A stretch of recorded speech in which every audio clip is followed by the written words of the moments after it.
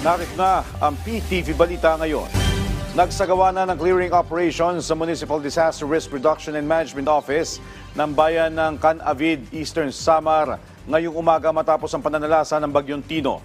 Bandang alas 4:30 ng umaga, nagsimula ang mga tauhan ng MDRRMO, katuwang ang mga opisyal ng barangay sa pagtatanggal sa mga natumbang puno, debris at iba pang sagabal sa mga pangunahing kalsada sa buong bayan. Layo ng operasyon na matiyak ang kaligtasan at maibalik sa normal ang daloy ng trapiko at aktibidad ng mga residente. Patuloy ang koordinasyon ng MDRRMO sa mga barangay at mga ahensya ng pamahalaan upang agad na maibalik ang kaayusan sa mga apektadong lugar.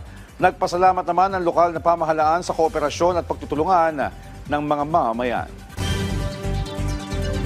Samantala sa ating lagay ng panahon, malaking banta pa rin sa buhay ng mga Pilipino ang Bagyong Tino habang patungo ito ng Panay Island. Ang bagyo ay huling namataan ng pag-asa sa Sagay City, Negros Occidental. Taglay nito ang lakas ng hangin na 150 km per hour, malapit sa gitna at pagbugso ng hangin na aabot sa 185 km per hour. Ito ay kumikilos ng pakanluran, hilagang kanluran sa bilis na 25 km per hour. Narito naman ang mga lugar kung saan nakataas ang signal number 1 hanggang signal number 4.